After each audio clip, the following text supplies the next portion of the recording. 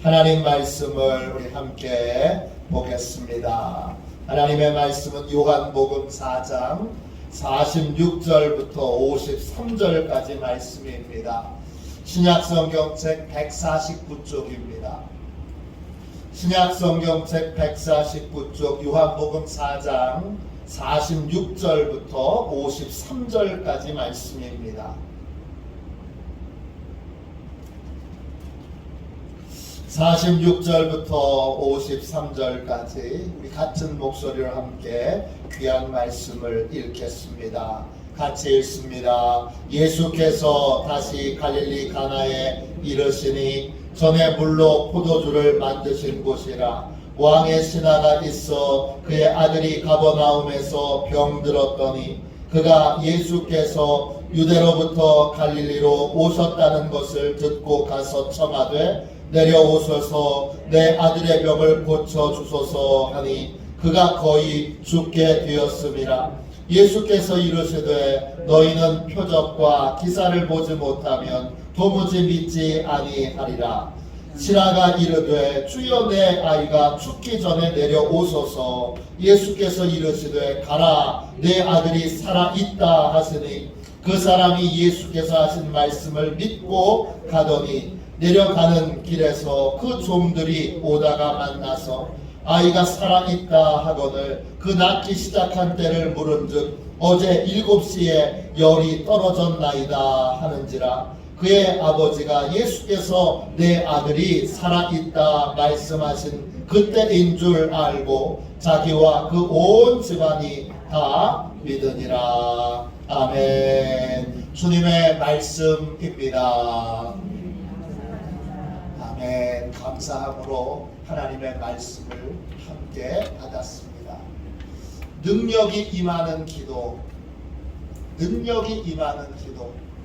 하나님의 방법에 순종할 때 능력이 임하게 됩니다. 하나님의 방법에 순종할 때 능력이 임하게 됩니다. 기도는 내 능력을 개발하는 시간이 아닙니다. 우리 각자가 이 50일 기도학교를 하는데 내 능력을 개발하기 위해서 이 50일 기도학교를 하는 것이 아닙니다. 기도는 하나님의 능력이 임하는 것입니다. 하나님의 능력이 임하고 하나님의 능력을 체험하게 되는 것이 기도입니다. 해결의 능력이 우리에게 없습니다. 오직 하나님께만 있습니다. 기도는 나에게 아무 능력이 없고 오직 하나님께 능력이 있다는 사실을 깨닫게 되는 것으로부터 시작됩니다. 고린도후서 4장 7절입니다. 우리가 이 보배를 질그릇에 가졌으니 이는 심히 큰 능력은 하나님께 있고 우리에게 있지 아니함을 알게 하려 함이라. 우리에게 능력이 없다 합니다. 그래서 하나님께서 능력으로 역사해 주시도록 부르짖게 되는 것이 기도입니다. 우리에게는 그런 능력이 없습니다. 능력이 없으니까 기도하는 겁니다. 아무 능력이 없으니까 부르짖어 기도하는 것이고, 부르짖어 기도할 때 능력으로 임하여 주시고 능력으로 역사해 주시는 것이 바로 기도입니다. 하나님의 능력은 언제 임하게 됩니까? 하나님의 능력은 우리가 부르짖어 기도하고 하나님의 방법에 순종할 때 임하게 됩니다. 그러면 기도는 뭐냐? 기도는 부르짖는 것만 기도가 아니라 기도하면서 하나님이 알려주신 하나님의 방법에 순종하는 것까지가 기도입니다. 오늘 함께 읽은 말씀에 보면 왕의 신하가 나옵니다. 그에게 아들이 있는데 죽을 병에 걸렸습니다. 온갖 방법으로 아들의 병을 고쳐보려고 하는데 아무 소용이 없습니다. 소문난 의사를 찾아가기도 하고 또 각종 처방을 써보기도 하고 또 귀한 약재를 구해서 약을 타려 먹어도 아무 소용이 없습니다. 왕의 이 신하는 아들이 그냥 죽어가는 걸 옆에서 무기력하게 지켜봐야만 합니다. 왕의 신하는 최후의 방법으로 예수님을 찾아옵니다. 그리고 이렇게 간청합니다. 4장 47절입니다. 내려오셔서 내 아들의 병을 고쳐주소서. 왕의 신하는 예수님이 직접 자기의 집에 오셔서 아들의 머리 위에 안수해 주시고 그 결과로 고침을 받게 되는 것을 예상하고 기대했습니다. 그런데 예수님은 이러한 예상과 기대를 갖고 있는 이 왕의 신하 안에 믿음이 없다는 걸 발견했습니다.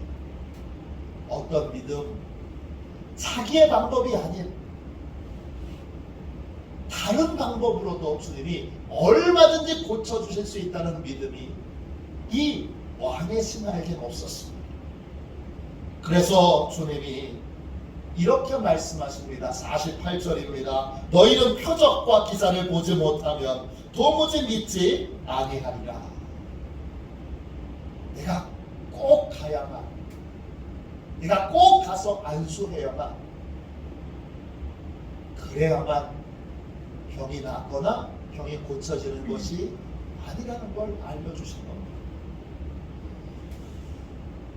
그러자 이 왕의 신하는 예수님이 이상한 말씀을 하시니까 마음이 더 급해져서 예수님께 더욱 간절히 이렇게 구합니다. 4장 49절입니다. 주여, 내 아이가 죽기 전에 내려오소서.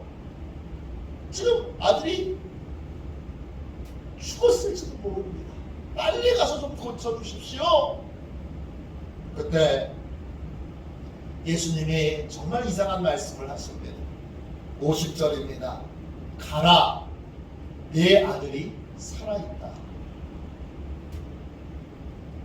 예수님은 내가 직접 가지 않아도, 내가 머리에 안수하지 않아도, 여기서도, 이 자리에서도 내 집에 있는 아들을 얼마든지 고칠 수 있으니까 내가 지금 여기서 고칠 테니까 믿고, 고침받은 줄로 믿고 가라.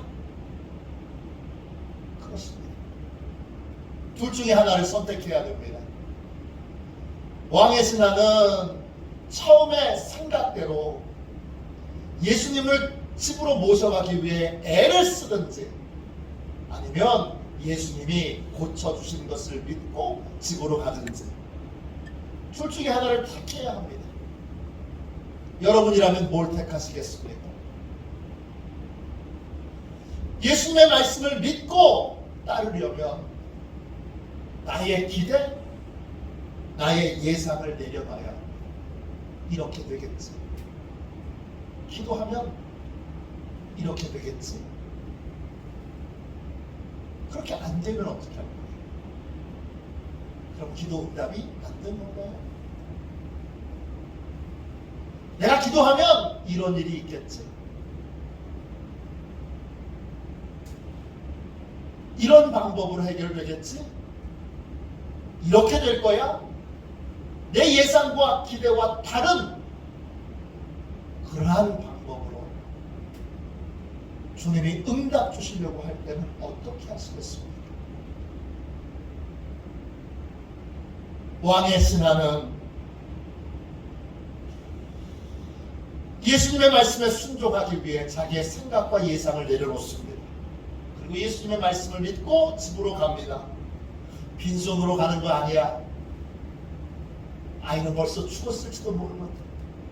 이런 불안한 마음으로 두려움을 믿음으로 이기고 담대히 믿음의 걸음을 한 걸음 한 걸음 한 걸음 옮겨 집으로 갑니다. 문제를 해결하는 능력이 나에게 없다면 내가 하나님이 능력으로 해결해 주실 것을 기도하고 있다면 해결 방법도 주님이 정해놓으신 그 방법을 우리가 따라야 합니다. 능력이 임하는 이 놀라운 은혜를 입으려면 우리는 항상 기도할 때마다 이렇게 되겠지 저렇게 되겠지 예상하는 나의 예상과 기대를 내려놔야 합니다. 그리고 주님이 기도하는 그 시간에 알려주시는 주님의 방법을 믿고 믿음의 걸음을 한 걸음 한 걸음 옮겨야 합니다. 이 왕의 신하는 집으로 돌아가는 도중에 집에서 온 하인과 만나게 됩니다. 하인이 왕의 신하에게 놀라운 소식을 알려줍니다. 아들이 낳았다는 겁니다.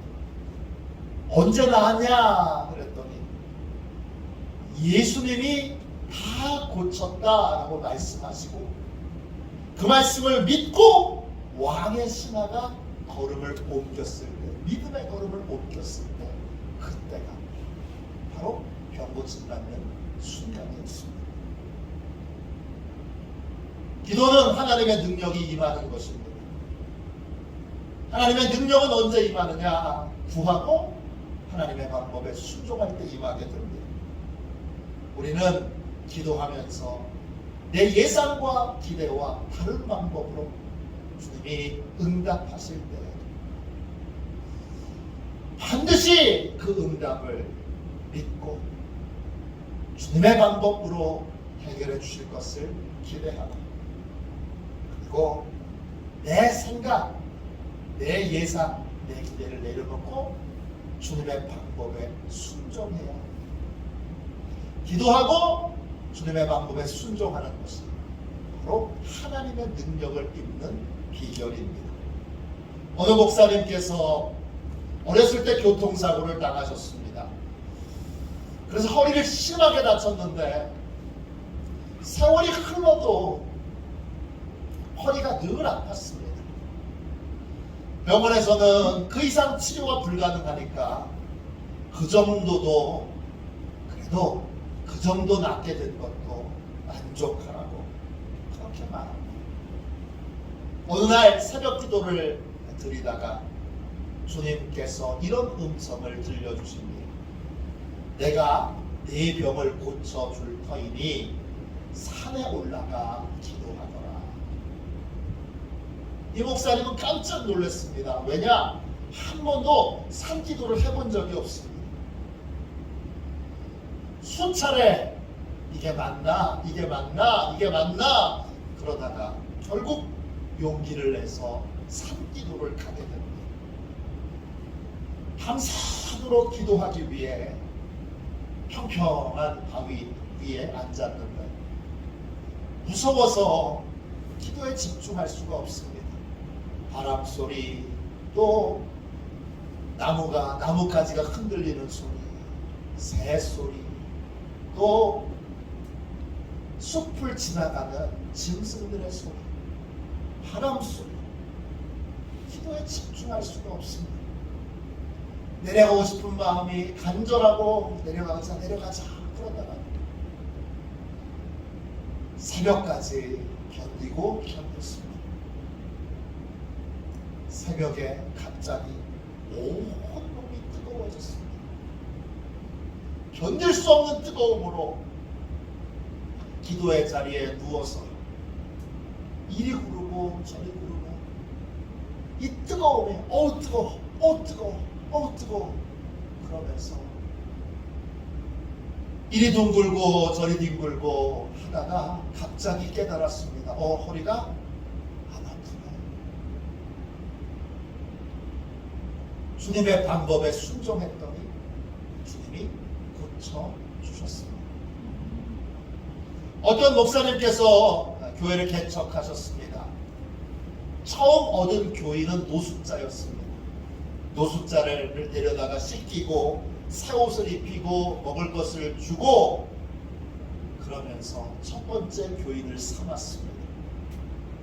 노숙자는 목사님의 헌신적인 사랑과 섬김에 감동을 받아서 변화됐습니다. 후에 아예 신학교에 가서 그 교회 전도사가 됐습니다. 그런데 이 전도사님은 자신도 모르는 건강상의 문제가 하나 있었습니다. B형 간염 보균자였습니다. 이 사실을 몰랐던 목사님은 이 전도사님과 늘 식사를 같이 했고 또 숟가락을 찌개에 같이 넣어서 같이 밥을 먹었습니다. 그러다 보니 목사님도 B형 간염에 감염됐습니다. 건강검진을 받다가 이 사실을 알았고 진찰 결과를 통보하던 의사가 목사님 이제 간염에 전염되셨으니 이제는 쉬셔야 돼요. 힘든 일 하시면 안 돼요. 그렇게 말합니다. 이때 목사님은 주님께만 소망을 두기로 결정합니다. 그리고 3일 금식 기도를 하고 그리고는 매일 새벽에 저녁에 병을 고쳐달라고 주님께 기도하게 됩니다. 간염을 치료해 달라고 기도한 지 5년이 지났습니다. 어느 날 기도하는데 하나님께서 목사님의 간을 꺼내 보여주십니다. 간을 보니까 간이 살짝 부풀어 올랐습니다. 부풀어 오른 부분을 하나님이 손으로 살살 만져주십니다. 그랬더니 부풀어 올랐던 부분이 싹 가라앉는 게 보입니다. 그리고 났더니 몸이 편안해지고 몸이 가벼워졌습니다. 주님이 드디어 기도에 응답하셔서 내 병을 고쳐주셨구나 이런 확신이 들었습니다. 병원에 가서 다시 검사를 해보니까 병원에서는 의학적으로 설명이 불가능하지만 간염이 고쳐졌다고 안 하고 사라졌다고 합니다.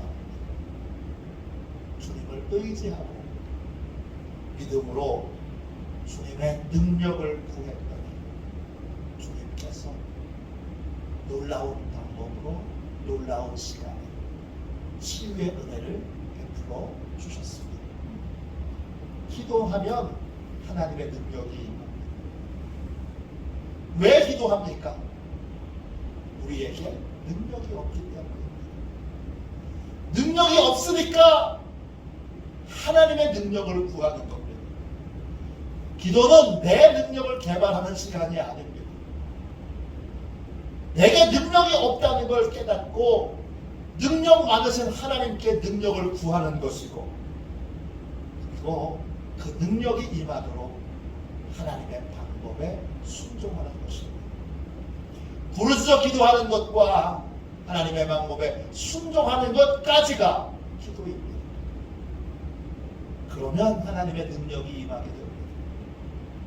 하나님의 능력이 임하면 예상치 않았던 놀라운 은총과 축복을 누리게 됩니다. 기도함으로 또 하나님의 방법에 순종함으로 하나님의 능력이 임하는 은혜와 은총을 많이 누리는 우리 바도시온의 모든 가족들 되시기를 주님의 이름으로 축원합니다. 기도하겠습니다. 자비로우신 주님, 복되고 귀한 이 밤에 주님 앞에 간절히 기도합니다. 주여, 우리에게 능력이 없습니다. 능력이 없기에 부르짖어 기도합니다. 능력이 없어 불안해하지 않고 염려하지 않고 두려워하지 않고 능력이 없기에 부르짖어 기도합니다. 주님, 능력으로 임하여 주시고 하나님의 방법에 언제든지 순종하며 내 예상과 기대를 초월하여 늘 새로운 방법으로 응답하시는 주님을 신뢰하오니 주님의 방법에 온전히 순종하게 하여 주옵소서. 주여, 이 50의 기도학교를 통하여 아침 저녁으로 부르짖어 기도할 때 하나님 응답하셔서 주여, 주의 능력이 임하고 주님의 권능이 임하여 주님의 권능으로 우리의 모든 문제가 해결되는 주여 축복과 은혜를 받게 하여 주옵소서. 거룩하신 예수님의 이름으로 간절히 기도하옵나이다. 아멘.